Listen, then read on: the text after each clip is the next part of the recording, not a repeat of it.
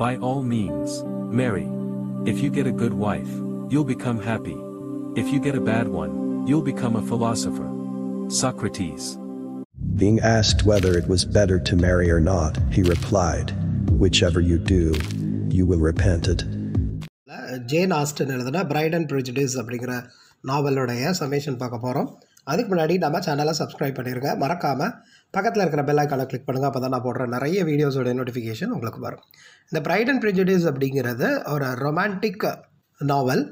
இது வந்து நாவல் of manners அப்படிங்கிற ஜான்ராவில் ஜேன் ஆஸ்டன் 1813 பப்ளிஷ் பண்ணியிருக்கு.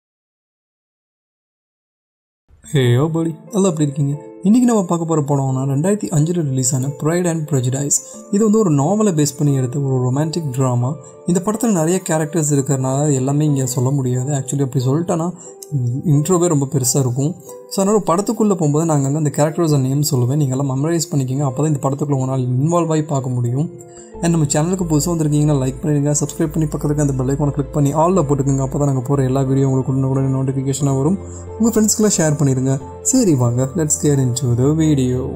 படத்தோட ஃபர்ஸ்ட் சீன் எலிசபெத் ஒரு புக்கை படிச்சுட்டு வாக் பண்ணிட்டு அப்படியே அவள் வீட்டுக்கு போயிட்டு இருக்கா. அப்போ ஜன்னல் வழியாக அவங்க அம்மா அப்பா ஏதோ பேசிகிட்டு இருக்காங்க. அதை பார்த்துட்டு அப்படியே உள்ளே போகலாம். எலிசபெத்துக்கு மொத்தம் 4 சிஸ்டர்ஸ் இருக்காங்க. ஜெயின், கேட்டி, மேரியா, லிடியா. இப்போ இவங்க 5 பேரும் அவங்க அம்மா அப்பா என்ன பேசுகிறாங்கிறத ஒட்டி கேட்டுட்டு இருக்காங்க. அவங்க என்ன பேசிக்கிறாங்கன்னா, சார்லஸ் பிரிங்கின்னு ஒரு பெரிய பணக்காரர் நம்ம ஊருக்கு நெதர்ஃபீல்டு எஸ்டேட்டுக்கு வராரு. அவர் ஒரு சிங்கிள். நம்ம 5 பொண்ணுங்களை எப்படியாவது யாரையாவது ஒருத்தி அவருக்கு கல்யாணம் பண்ணி வச்சணும்னு பேசிகிட்டு இருக்காங்க. அதை கேட்டதும் இவங்க 5 பேரும் ஒரே சந்தோஷமாக இருக்காங்க. இப்போ இவங்க அப்பா வெளியே வந்த உடனே லிடியா கேட்குறா, அப்பா நாளைக்கு நடக்க போகிற பாலுக்கு அவர் வருவாரான்னு. அவங்க அப்பா ஆமான்னு சொன்னதும் இவங்கெல்லாம் ரொம்ப துள்ளி குதிச்சு ஆடிட்டு இருக்காங்க. இப்போ அடுத்த நாள் காட்டுறாங்க, அந்த பாலில் எல்லாம் சந்தோஷமாக ஆடிட்டு இருக்கும்போது இவங்க ஃபேமிலி மட்டும் பெங்கிக்காக வெயிட் பண்ணிட்டு இருக்காங்க. பெங்லி இப்போ அவன் ஃப்ரெண்டான டாசி அண்ட் அவன் சிஸ்டர்ஸோட வந்திருக்கான். இப்போ நம்ம பெனட் அவங்க கிட்ட போய் இன்ட்ரோ ஆகிக்கிறாங்க. இப்போ ஜெயின் பெங்லி கூட டான்ஸ் ஆடிட்டு இருக்கா. இதை பார்த்து எலிசபெத் டாசி கிட்ட போய் நாம ஆடலாமான்னு கேட்குறான். அவன் இல்லை, எனக்கு இதில் இன்ட்ரெஸ்ட் இல்லைன்னு ரப்பா சொல்லிடுறான். இதை கேட்டதும் எலிசபெத்துக்கு முகம் வாடிடுது. அப்போ பெங்லி டாசி கிட்ட பேசிட்டு வராங்க. பெங்கி சொல்கிறான், நான் இங்கே இருக்கிற மாதிரி அழகான பொண்ணுங்களை எந்த ஊர்லேயும் பார்த்ததில்லை, அதுவும் ஜெயின் ரொம்ப அழகாக இருக்கா, அவள் தங்கச்சி எலிசபெத் கூட நல்ல பொண்ணு மாதிரி தான் தெரியுதுன்னு சொல்கிறான். அதுக்கு டாசி, எனக்கு ஒன்றும் அப்படி தெரியல, அவன் ஒன்றும் என்னை இம்ப்ரெஸ் பண்ணலன்னு சொல்கிறான். இது ஸ்டேஜுக்கு கீழே இருந்து எலிசபெத் கேட்டுட்டு இருக்கா. அவளுக்கு ஒரு மாதிரி ஆயிடுது. ஒரு நாள் இவங்க உட்காந்து சாப்பிட்டு இருக்கும்போது ஜெயினுக்கு ஒரு லெட்டர் வருது பெங்லி கிட்டே இருந்து. அதில் என்ன போட்டிருக்குன்னா, ஒரு நாள் என் எஸ்டேட்டுக்கு வா, நம்ம டின்னர் சாப்பிடலாம் அப்படின்ட்டு. ஜெயினும் அதை அக்செப்ட் பண்ணிட்டு கிளம்பி போகிறான். ஆனால் போகிற வழியில் சரியான மழை பெய்யுது. ஜெயின் மழையில் நனைஞ்சு உடம்பு சரியில்லாமல் போகுது. இது எலிசபெத் அம்மாவுக்கு அதுக்கு வந்தோடனே எலிசபெத்தை அக்காவுக்கு ஹெல்ப் ஆகுன்னு சொல்லி அனுப்பி வைக்கிறாங்க. எலிசபெத் அங்கே போகிறான். அங்கே போய் பார்த்தா அங்கே டாசி இருக்கான். டாசி இவளை பார்த்தது ஒரு மாதிரி ஸ்டன்னாகி நின்றுறான். இப்போ எலிசபெத் என் அக்கா எங்கன்னு கேட்கும்போது டாசி சொல்கிறான், மேலே இருக்கா, போய் பாருன்னு. அப்போ எலிசபெத் மேலே போய் பார்க்கும்போது அவள் அக்கா உடம்பு சரியில்லாமல் பெட்டில் படுத்துக்கிட்டு இருக்கா. இங்கே எலிசபெத் அவள் அக்காவை எப்படிலாம் பார்த்துக்கிறாளோ அதெல்லாம் பார்த்து டாசிக்கு மெல்லமாக எலிசபெத் மேலே கொஞ்சமாக காதல் வருது. இப்போ ஜெயினுக்கு உடம்பு சரியாயிருச்சு. இவளை கூட்டிகிட்டு போகிறப்போ அவன் வீட்டிலேருந்து எல்லாம் வராங்க. ஆனால் டாசிக்கு எலிசபெத் அனுப்புறது விருப்பமே இல்லை. அரமனஸோட எலிசபெத் அனுப்பி வைக்கிறான். அது எலிசபெத் லைட்டாக புரிஞ்சுக்கிறான். இப்போ கிட்டி அண்ட் லிடியா அவங்க ஆண்டியான பிலிப்ஸ் வீட்டுக்கு போகலான்னு சொல்லிட்டு எல்லாத்தையும் கூட்டிகிட்டு கிளம்பி போகிறாங்க. அங்கே பக்கத்தில் ஒரு மிலிட்ரி கேம்ப் இருக்குது. அங்கே தான் இவங்க ஜார்ஜ்னு ஒருத்தனை மீட் பண்ணுறாங்க. ஜார்ஜ் தான் இந்த படத்தோட வில்லன். ஜார்ஜ் வந்து கிட்டி, லிடியா, எலிசபெத் கூட நல்லா நெருங்கி பழகிட்டு வரான். இப்போ ஜார்ஜ், எலிசபெத், லிடியா, கிட்டி எல்லாம் நடந்து ஒரு ரிவர்கிட்ட போயிட்டு இருக்காங்க. அப்போ அவங்க அங்கே டாசி அண்ட் பிங்கையை பார்க்குறாங்க. அப்போ கிட்டி அண்ட் லிடியா அவங்க கிட்ட பேசிகிட்டு இருக்கும்போது எலிசபெத் அண்ட் டாசி கண்ணிலேயே பேசுகிறாங்க. இதை ஜார்ஜ் பார்த்துறான். இப்போ ஜார்ஜ் எலிசபெத் கிட்ட தனியாக பேசிகிட்டு இருக்கான். என்னன்னா, நீ டாசியை நம்பாத, அவன் ரொம்ப கெட்டவன். எங்கள் அப்பா அவன் எஸ்டேட்டில் தான் வேலை பண்ணிட்டு இருந்தாரு. இன்னும் அவங்க என் அப்பாவுக்கு கொடுக்க வேண்டிய பேலன்ஸை கொடுக்கல. அவன் எல்லாரையும் இப்படி தான் ஏமாற்றிக்கிட்டு இருப்பான்னு சொல்கிறான். இதெல்லாம் கேட்டு எலிசபெத்துக்கு ஆல்ரெடி அவன் மேலே வெறுப்பு. இதையும் கேட்டு இன்னும் அவன் மேலே வெறுப்பு அதிகமாகும். இப்போ பிங்லி லண்டனுக்கு ஒரு பிஸ்னஸ் விஷயமாக போகிறான். அவன் பின்னாடியே அவன் சிஸ்டர்ஸ் அண்ட் டாசியும் கிளம்பி போகிறாங்க. இந்த விஷயம் ஜெயின் கேட்டது ரொம்ப வருத்தப்படுறான். ஏன்னா பிங்லி 6 மாதம் கழிச்சு தான் வருவான். இப்போ தான் இவங்க க்ளோஸாக அண்டர்ஸ்டாண்ட் பண்ணிட்டு இருக்காங்க. இந்த பிரிவு இவங்களுக்கு ஒரு ரொம்ப பெரிய வழியை கொடுக்குது. இப்போ கோலின்ஸ் எலிசபெத்தை கல்யாணம் பண்ணிக்க சொல்லி கேட்குறான். அதுக்கு எலிசபெத் முடியாதுன்னு சொல்லிடுறா. இதை கேட்டதும் கோலின்ஸ் மூஞ்சியே இல்லை. ஸோ ஒரு கடுப்பில் போய் அதே ஊரில் கேரோலைட்னு ஒருத்தையை ப்ரப்போஸ் பண்ணிடுறான். அவளை அக்செப்ட் பண்ணிடுறான். ஆக்சுவலி கேரோலைட் யாருன்னு பார்த்தீங்கன்னா நம்ம எலிசபெத்தோட ஒரு க்ளோஸ் ஃப்ரெண்ட். இப்போ எலிசபெத் ஒரு ஊஞ்சல் ஆடிட்டு இருக்கும்போது அந்த கேரோலைட் வந்து எனக்கு என்கேஜ்மெண்ட் ஆயிடுச்சு, கோலின்ஸ் வந்து கேட்டால் நான் அக்செப்ட் பண்ணிட்டேன்னு சொல்கிறான். இதை கேட்டு எலிசபெத் வந்து ஒரு மாதிரி ஆயிடுறா. ஏன்னா இங்கே இருக்கிற எல்லாத்துக்குமே கல்யாணம் நடந்துக்கிட்டு எலிசபெத்துக்கு மட்டும் ஆகலைன்னு ரொம்ப வருத்தப்பட்டு உட்காந்துருக்கான். நம்ம எலிசபெத் அவள் ஃப்ரெண்டு கேரோலைட் பார்க்க கோலின்ஸ் வீட்டுக்கு போகிறான். அவங்களுக்கு கல்யாணம் ஆயிடுச்சு. கோலின்ஸ் வீட்டுக்கு பக்கத்தில் தான் டார்சியோட எஸ்டேட் இருக்குது. ஸோ எலிசபெத் இங்கே இருக்கிறத தெரிஞ்சு டார்சி அடிக்கடி எலிசபெத்தை பார்க்க இங்கே வரான். ஒரு நாள் டார்சி எலிசபெத் கிட்ட ப்ரப்போஸ் பண்ணிடுறான், ரொம்ப ஸ்வீட்டாக பணிவா. ஆனால் ஜார்ஜ் சொன்னதெல்லாம் மனசில் வச்சுக்கிட்டு எலிசபெத் ரொம்ப ரூடாக அரகண்ட்டாக கத்திக்கிட்டு இருக்கா. முடியாது, நீ ஒரு ஏமாத்துக்காரன், நீ என் அக்கா அண்ட் பிளிங்கியை பிரித்து வச்சுட்ட, நீ ஏன் ஜார்ஜோட அப்பாவுக்கு பணம் கொடுக்கல, ரொம்ப கீழ்த்தனமாக கத்திக்கிட்டு இருக்கா. டார்சிக்கு என்ன பண்ணுறதுன்னு தெரியாமல் அங்கேருந்து அமைதியாக போயிடுறான். இப்போ மறாவது நாள் எலிசபெத் ரூமில் இருக்கும்போது டார்சி வரான். வந்து எதுவுமே பேசாமல் ஒரு லெட்டரை மட்டும் கொடுத்துட்டு போயிடுறான்.